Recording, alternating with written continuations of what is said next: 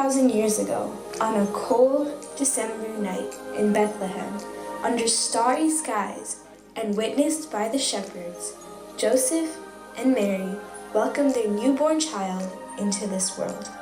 And thus, Jesus the Savior was born. And we forever in remembrance celebrate Christmas.